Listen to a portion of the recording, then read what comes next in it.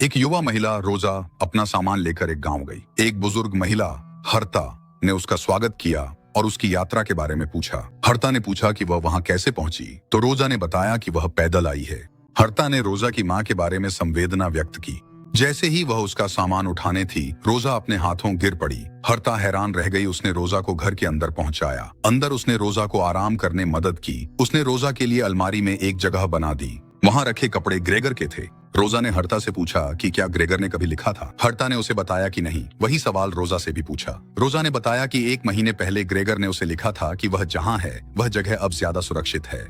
इसके बाद हर्ता कमरे से बाहर चली गई ताकि रोजा अपनी लंबी यात्रा के बाद आराम कर सके। रात के खाने के दौरान हर्ता ने बताया कि रेडियो पर कहा गया है कि अगर सब अपनी ड्यूटी ईमानदारी से निभाएं तो जर्मनी जीत जाएगा। लेकिन उसके पति जोसेफ संदेह में थे। इसके बावजूद हर्ता ने जोर देकर कहा कि उसका बेटा ग्रेगर, जो युद्ध में लड़ रहा है, जल्द ही लौट आएगा। रोजा ने पूछा कि उन्होंने पूरे जंगल को घेर क्यों लिया है। जोसेफ ने उसे बताया कि अब वह जगह हिटलर का मुख्यालय बन गई है। रोजा को लगा था कि हिटलर अब तक बर्लिन में ही है। उसके ससुराल वालों ने उसे बताया कि हिटलर 2 साल पहले वहां आ गया था। फिर हर्ता ने रोजा से कहा कि उसे कोई नौकरी ढूंढनी चाहिए।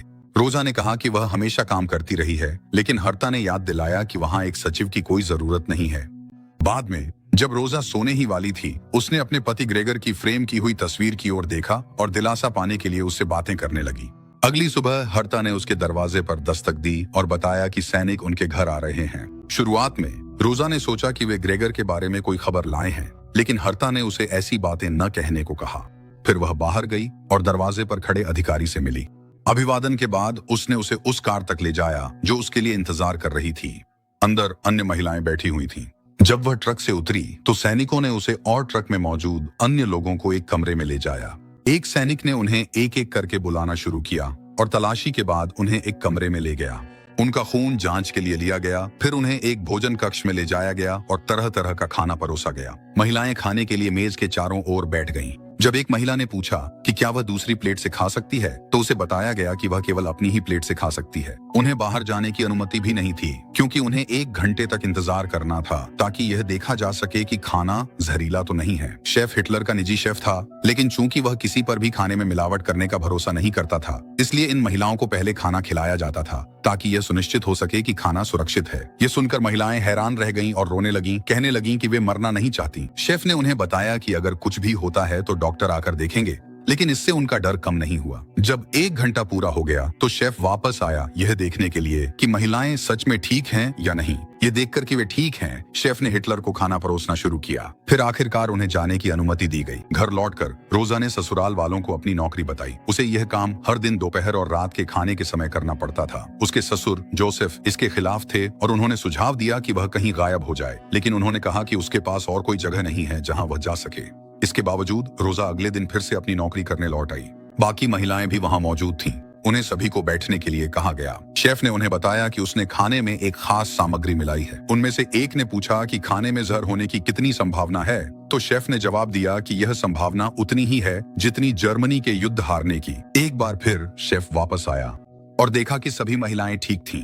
बाद में रोजा अकेली झूले पर बैठी थी। एक महिला पास आई और पूछा कि क्या वह ग्रेगर की पत्नी है। उसकी दोस्त हाइके के पति ग्रेगर को जानते थे, क्योंकि वे स्कूल में साथ पढ़े थे। अब दोनों को रूस भेज दिया गया है। वह महिला उसके बगल में बैठ गई। रोजा ने एक महिला की ओर इशारा किया जो हमेशा चिड़चिड़ी रहती है, ऑगस्टीन, और पूछा कि क्या वह हमेशा ऐसी ही रहती है। उसने बताया कि उसने हाल ही में अपने पति को खो दिया है। उसने उसे दूसरी महिलाओं के बारे में भी बताया। फिर उसने रोजा की ड्रेस की तारीफ की और रोजा ने वादा किया कि वह उसे भी ऐसी ही एक ड्रेस देगी। तभी एक सैनिक आया, बताया रात का खाना तैयार है। महिलाएं हाथ मुंह धोने गईं। एल्फ्रीडे ने रोजा से पूछा वह उसे क्यों घूरती रहती है। रोजा ने इससे इनकार किया। उनकी बातचीत रुक गई जब एक सैनिक आया, बुलाया। एल्फ्रीडे ने उससे कहा कि वह अपने काम से काम रखे, लेकिन रोजा अपनी बात पर अड़ी रही और बोली कि किसी ने उसकी राय नहीं मांगी है। समय बीतता गया और रोजा और बाकी लोग वही काम करते रहे। एक दिन जब वे हमेशा की तरह खाना खा रहे थे, एक महिला ने शेफ से पूछा कि हिटलर का पसंदीदा खाना क्या है। शेफ ने उन्हें बताना शुरू किया कि उसे मिठाइयाँ बहुत पसंद है। वह मांस से नफरत करता है क्योंकि उसे जानवरों से बहुत प्यार है। रोजा ने अपने ससुराल वालों को बताया कि उसे वेतन मिला है और उसने उन्हें पैसे दिखाए। उसके ससुर जोसेफ फिर गुस्सा हो गए, लेकिन रोजा ने पैसे एक डिब्बे में रख दिए और कहा कि यह एहतियात के तौर पर है और उन्हें चिंता न करने को कहा। अगली सुबह रोजा को ग्रेगर का पत्र मिला जिसमें लिखा था कि वह क्रिसमस पर वापस आ रहा है। अपने ससुराल वालों को पत्र पढ़कर सुनाती है। रोजा ने लेनी को ड्रेस दी जो उसने देने का वादा किया था। रोजा ने लेनी से कहा कि वे ग्रेगर के आने पर जश्न मनाएंगे, लेकिन ऑगस्टीन ने बीच में टोकते हुए कहा कि जब उसका पति घर पर था तो उन्होंने उसे 3 दिन बाद वापस बुला लिया था। लेनी ने उस पर चिल्लाते हुए कहा कि रोजा को अकेला छोड़ दे, लेकिन ऑगस्टीन अब भी कड़वाहट से भरी उसके बॉयफ्रेंड बनाने की कोशिश का मजाक उड़ाने लगी। घर लौटकर रोजा ने अपने ससुराल वालों से कहा कि वे ग्रेगर को उसके किए हुए काम के बारे में न बताएं। अगली सुबह सैनिकों ने उनके दरवाजे पर एक पत्र गिराया और रोजा उसे उठाने के लिए दौड़ पड़ी। जैसे ही उसने पत्र पढ़ा वह जमीन पर गिर पड़ी। उसके ससुराल वाले उसके पास दौड़े, पूछने लगे कि ग्रेगर के साथ क्या हुआ, लेकिन रोजा कुछ भी समझा नहीं सकी। वह बस जमीन पर जड़ हो गई जबकि पत्र हवा में उड़ गया। उसके बाद रोजा बिस्तर पर ही पड़ी रही। उसने काम पर जाना बंद कर दिया और सैनिक उसे जबरदस्ती ले जाने आ गए। हर्ता ने समझाने की कोशिश की कि उसका बेटा रोजा का पति लापता है, लेकिन अधिकारी ने सुनने से इनकार कर दिया। उसने रोजा को ट्रक पर धक्का दिया और उसे काम पर ले गया। वहां पर ऑगस्टीन ने ग्रेगर के गायब होने का मजाक उड़ाना शुरू कर दिया। गुस्से में रोजा ने उसे थप्पड़ मार दिया और दोनों के बीच झगड़ा शुरू हो गया। अधिकारी ने उन्हें मारा और बाद में उन्हें खाने के लिए डाइनिंग रूम में ले जाया गया। शुरू में रोजा ने खाना खाने से इनकार कर दिया, फिर उसने जल्दी से अपनी प्लेट खत्म की और दूसरी प्लेट उठा ली। एक सैनिक ने उसकी प्लेट उसके हाथ से छीन ली और दूसरों को खाने का आदेश दिया। बाद में एल्फ्रीडे बाथरूम में रोजा का हालचाल जानने गई। रोजा ने उसे बताया कि उसका पति लापता है, लेकिन उसे यकीन था कि वह मर चुका है। रोजा ने दरवाजा खोला और रोने लगी। उसने कहा कि अब वह विधवा हो गई है। एल्फ्रीडे ने उसे जितना हो सके शांत करने की कोशिश की। रोजा ने ग्रेगर को पत्र लिखना शुरू कर दिया, यह उम्मीद करते हुए कि जब वह वापस आएगा तो वे दोनों मिलकर उन्हें पढ़ेंगे। उसे अब भी विश्वास था कि वह जीवित है और उसके पास लौट आएगा। अब जब हिटलर नहीं रहा, रोजा को खाना चखने की जरूरत नहीं थी। एक दिन जब महिलाएं काम पर इकट्ठा थीं, उल्ला लेनी की रीडिंग कर रही थी, तभी लेफ्टिनेंट अल्बर्ट जिगलर वहां आ पहुंचे। एल्फ्रीडे ने अपनी सिगरेट निकाली। उल्ला ने उन्हें कार्ड्स दे दिए और रोजा ने कहा कि उन्हें नहीं पता था कि वे मना है। जिगलर उसकी ओर बढ़े और उसका नाम पूछा। उसके बाद वह बताया। उसने कहा कि अब से वे वही करेंगे जो उन्हें करने कहा जाएगा। उसने बताया कि रात का खाना छोड़ दिया गया, दफ्तर लौट गया। उसके जाने के बाद महिलाओं को घर जाने की अनुमति दी गई। वे सभी हेइके के घर गईं, जहां हेइके ने उत्साहित होकर बताया कि काफी समय बाद उसके यहाँ मेहमान आए हैं। अंदर महिलाएं इकट्ठा होकर पीने लगीं। फिर वे लेफ्टिनेंट जिगलर के बारे में बात करने लगी। उन्होंने बोलने के तरीके का मजाक उड़ाया, दोहराया कि उसने जर्मन महिलाओं के धूम्रपान न करने के बारे में क्या कहा था। हेइके पेय लेकर आई परोसा। फिर उन्होंने आजाद दोपहर जाम उठाया। अगले दिन रोजा को लेफ्टिनेंट जिगलर और एक सैनिक ने दफ्तर के आसपास घूमते हुए पाया। उसने पूछा कि वह क्या कर रही है और उसने बस इतना कहा कि संगीत ने उसे अंदर खींच लिया था। उसे बर्लिन की याद आ जाती है क्योंकि वह पहले कोयर में थी। जब जिगलर ने उससे गाने के लिए कहा तो उसने बताया कि वह अब गाना नहीं गाती। फिर उसने पूछा कि क्या वह जा सकती है। लेफ्टिनेंट जिगलर ने उसे जाने की अनुमति दे दी। उसके जाने के बाद सैनिक ने लेफ्टिनेंट जिगलर को बताया कि उसका पति रूस में लापता है। उसी रात बाद में रोजा ने बाहर मशाल की रोशनी देखी। उसने खिड़की से झांका और किसी को खड़ा देखा। वह जल्दी से छुप गई, लेकिन जब उसने फिर से देखा तो वहां कोई नहीं था। अगले दिन वह वापस काम पर गई और खाने लगी। अचानक हाइके बीमार हो गई और खाना खत्म करने में मुश्किल महसूस करने लगी। अधिकारियों ने पूछा कि क्या खाने में कोई समस्या है। हाइके ने बताया कि कुछ नहीं है। उन्होंने खाना जारी रखने का आदेश दिया। जिगलर, जिसे शोर के बारे में पता चला, भोजन कक्ष में आया और पूछा कि क्या हो रहा है। फिर उसने हाइके को जबरदस्ती खाना खिलाया। घर लौटकर रोजा ने अपनी और ग्रेगर की फ्रेम की हुई तस्वीरों को देखा। फिर उसने वही रोशनी फिर से देखी और एक बार फिर खिड़की से झांक कर देखा। अगली रात खिड़की के पास खड़ी होकर उसने देखा कि कोई टॉर्च को बार बार ऑन और ऑफ कर रहा है। उसने भी अपनी रोशनी से वही किया और समझ गई कि कोई उससे संपर्क करने की कोशिश कर रहा है। वह बाहर गई और देखा कि लेफ्टिनेंट जिगलर उसका इंतजार कर रहा है। जैसे ही वे मिले, उसने उसे चूमना शुरू कर दिया। उसने उसे चूमा। वे पास के एक शेड में गए और एक दूसरे के करीब आ गए। अगले दिन जब महिलाएं खाना खा रही थीं, हाइके को उल्टी आ गई और उसने बाथरूम इजाजत मांगी, लेकिन उसे मना कर दिया गया क्योंकि उसे खाना खत्म करना था। बाद में हाइके ने उन्हें बताया कि वह गर्भवती है। बच्चे का पिता अर्नस्ट था, जो बच्चों की देखभाल में मदद करता था। वह डर रही है कि उसके पति वापस आने पर क्या होगा। एल्फ्रीडे ने कहा, रास्ता मिलेगा। लेनी ने उन्हें याद दिलाया कि गर्भपात अवैध है और एक स्त्री रोग विशेषज्ञ को गर्भपात करने के बाद मार दिया गया था। फिर एल्फ्रीडे ने कहा कि वह मदद करेगी क्योंकि वह पहले एक अस्पताल में काम कर चुकी है। उसी रात बाद में रोजा की फिर से जिगलर से मुलाकात हुई। जब वे साथ लेटे थे तो उन्होंने अपने बचपन के बारे में बात की। जिगलर ने बताया कि उसने पढ़ना शुरू किया जब उसके पिता ने कब्रिस्तान से पढ़ने कहा। फिर उसने रोजा से गाना गाने कहा और रोजा ने गाना शुरू कर दिया। अगले दिन जब वह बाहर जाने ही थी, हर्ता ने बताया कि उसने ग्रेगर के बारे में एक सपना देखा। सपने में ग्रेगर जीवित और उसने हर्ता से रोजा ख्याल रखने कहा। अगले दिन एल्फ्रीडे ने हाइके का गर्भपात किया। बाद में रोजा ने एल्फ्रीडे से पूछा कि उसने नर्स होना क्यों छोड़ दिया। एल्फ्रीडे ने उसे बताया कि जब उसके माता पिता की मृत्यु हो गई तो वह अपने चाचा के साथ रहने चली गई और उसके साथ काम करने लगी। रोजा ने उसे बताया कि उसके माता पिता भी मर चुके हैं और उसका भाई 6 साल पहले अमेरिका चला गया था। रोजा ने पूछा कि एल्फ्रीडे को अपने बारे में बात करना क्यों पसंद नहीं है। एल्फ्रीडे ने बस इतना कहा कि उसे लगता है कि और भी दिलचस्प विषय हैं। उसे रोजा की बातें सुनना भी अच्छा लगता है। जैसे वे बात कर रही थीं, लेनी दौड़ती आई बीच में बैठ गई। वापस खाने की मेज पर महिलाएं बैठकर खाना खा रही थीं। अचानक रोजा को उल्टी जैसा महसूस हुआ और वह मेज से उठ गई, लेकिन तुरंत ही बेहोश होकर गिर पड़ी।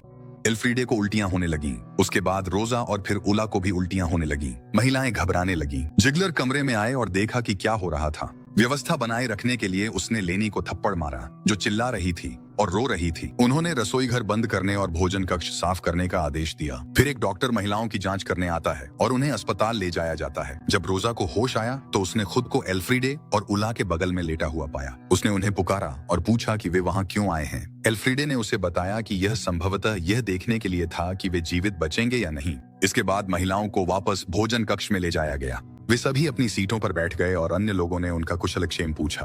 फिर दूसरा भोजन परोसा गया। जो कुछ हुआ उससे भयभीत महिलाओं ने खाना खाने से इनकार कर दिया। अधिकारियों ने उन्हें ऐसा करने का आदेश दिया। रोजा ने उनसे कहा कि वे उन्हें खाने के लिए मजबूर नहीं कर सकते। जब महिलाओं ने खाना खाने से इनकार कर दिया तो एक सैनिक ने अपना हथियार निकाल लिया। आंखों में आंसू लिए उन्होंने खाना शुरू कर दिया। बाद में रोजा ने एल्फ्रीडे से कहा कि वह बर्लिन जाना चाहती है, लेकिन एल्फ्रीडे ने उसे बताया कि यह सुरक्षित नहीं है। उन्होंने बताया कि जर्मन पीछे हट रहे थे क्योंकि अमेरिकी फ्रांस में उतर गए थे। अगले दिन रोजा को जिगलर के कार्यालय में बुलाया गया। वह उस पर गुस्सा थी कि जब वह बीमार थी और खाने के लिए मजबूर किया जा रहा था तब उसने कुछ नहीं किया। उसने उससे कहा कि वह कुछ नहीं कर सकता, लेकिन रोजा दोषी ठहराती रही। वह गुस्से में मारने लगी, लेकिन उसने गले लगा लिया और शांत करने की कोशिश की। फिर उसने उससे कहा कि वह अब उससे मिलना नहीं चाहती, लेकिन उसने कहा कि वह हर रात उसका इंतजार करेगा। उन्होंने उसे चूमा और दूसरे अधिकारी को उसे ले जाने का निर्देश दिया। उस रात वे मिले और फिर से अंतरंग हो गए। उसने उसे बताया कि उसे जहर शहद ने दिया था।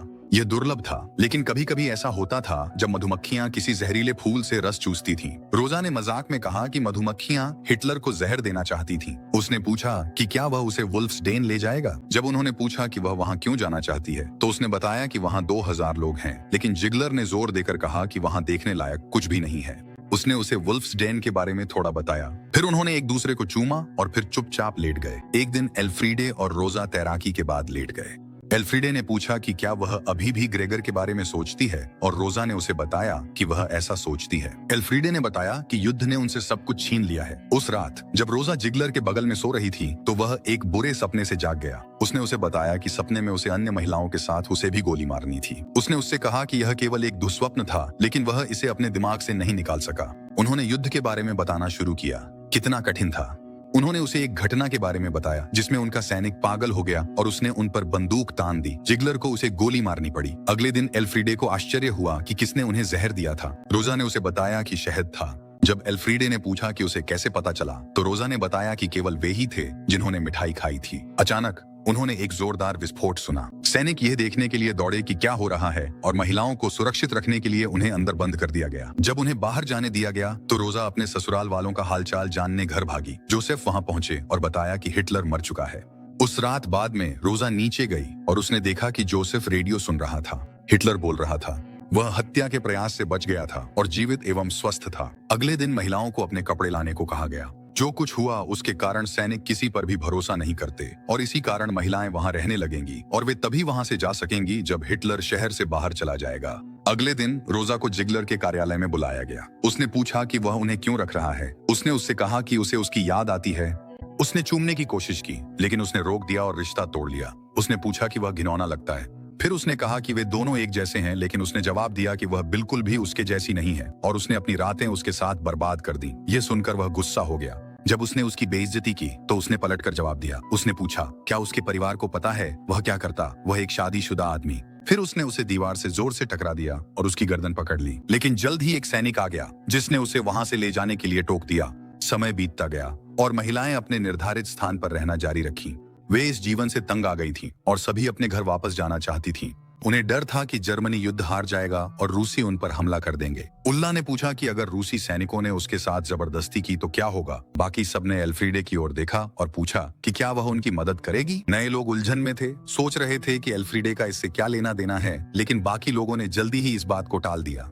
उस रात बाद में रोजा की नींद खुली और उसने देखा कि एल्फ्रीडे अकेली बैठी है और सिगरेट पी रही है। एल्फ्रीडे ने उससे कहा कि उसे हाइके की मदद नहीं करनी चाहिए थी। फिर उसने बताया कि उसका असली नाम एडना है। एक दिन जब वह काम से लौटी तो उसने अपना घर खाली पाया। उसके माता पिता और भाइयों को निर्वासित कर दिया गया था। वह भाग गई और अस्पताल की एक नन ने उसे फादर अर्नोल्ड से मिलवाया, जिन्होंने उसकी मदद की। उसने एक चाचा होने के बारे में झूठ बोला। वह रो पड़ी जब उसने बताया कि उसके पास कोई नहीं है।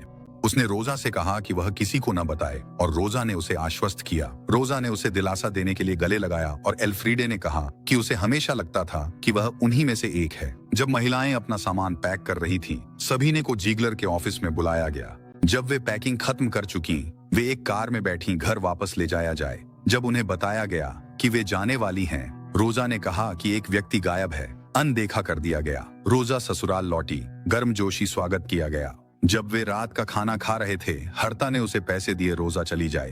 वे खुद नहीं जा सकते थे क्योंकि वे ग्रेगर का इंतजार कर रहे थे।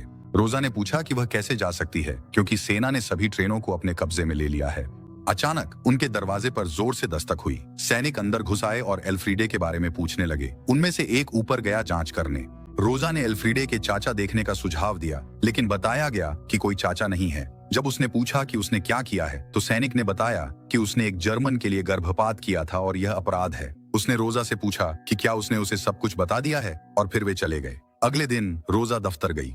वह जीगलर के दफ्तर में चली गई। उसे देखकर उसने पूछा कि वह क्या कर रही है। उसने उसे बताया कि उसे बर्लिन जाना है और उसकी मदद मांगी। उसने पूछा कि उसका यहूदी दोस्त कहाँ है, लेकिन उसने एल्फ्रीडे की पहचान जानने से इनकार कर दिया। जीगलर ने उसे चूमने की कोशिश की, लेकिन रोजा ने उसे रोक दिया। फिर उसने उसे बताया कि वह जानता है कि उसने क्या किया है, लेकिन उसे फंसने से बचा लिया है। उसने फिर पूछा कि क्या वह उसकी मदद कर सकता है और उसे उस रात मिलने के लिए कहा। यह सुनकर रोजा गुस्से में दफ्तर से बाहर निकल गई। उसी रात वह उससे मिलने गई। उसने यात्रा दस्तावेज दी और बताया कि वह स्वयंसेवक के रूप में यात्रा करेगी। उसने उसकी मदद धन्यवाद दिया। फिर वह उसकी ओर बढ़ा और उसे चूमने लगा। वे अंतरंग हो गए, लेकिन जब जीगलर ने देखा कि रोजा को पहले आनंद नहीं आ रहा है, तो उसने उसे शुभकामनाएं दी और चला गया। उसके जाने के बाद उसने एल्फ्रीडे, जिसे एडना भी कहा जाता है, को उस जगह से बाहर निकाला जहां वह छुपी थी। एडना ने रोजा से जाने का आग्रह किया, लेकिन रोजा ने उसे साथ चलने को कहा। एडना ने समझाया कि उसके पास कोई दस्तावेज नहीं है। इसके बावजूद वे दोनों साथ में यात्रा पर निकल पड़ी। वे उस विशेष ट्रेन के पास पहुंची जिसके बारे में जीगलर ने बताया था, और रोजा ने अपना परिचय दिया। उसने एडना को हन्ना के रूप में परिचित कराया। दरवाजे के पास खड़े डॉक्टर को भ्रम हो गया क्योंकि उसे केवल एक स्वयंसेवक के बारे में बताया गया था, लेकिन रोजा ने जोर देकर कहा कि वहाँ दो हैं। आखिरकार डॉक्टर ने उन्हें जाने की अनुमति दे दी। वे एक ट्रेन में चढ़े और वहाँ के डॉक्टर को बताया कि वे स्वयंसेवक हैं। डॉक्टरों ने जल्दी ही उन्हें काम सौंप दिए, लेकिन जीगलर ट्रेन पर आ गया। आईने के जरिए उसने उन्हें देख लिया। रोजा ने उसे देखा और एडना के साथ भाग गई। जीगलर और अधिकारी पीछे दौड़े। एडना ने आत्मसमर्पण कर दिया, पर इससे पहले कि वह उसे गोली मार पाता, रोजा उसके सामने आ गई। एडना ने भागने का फैसला किया, जिससे जीगलर ने गोली चला दी और उसे मार डाला। रोजा उसकी लाश को पकड़े हुए रोने लगी। जीगलर ने उसे खींचकर अलग किया और ट्रेन के चलने से पहले उसे ट्रेन में चढ़ा दिया। जब रोजा को होश आया तो उसने खुद को चलती ट्रेन में बर्लिन की ओर जाते हुए पाया।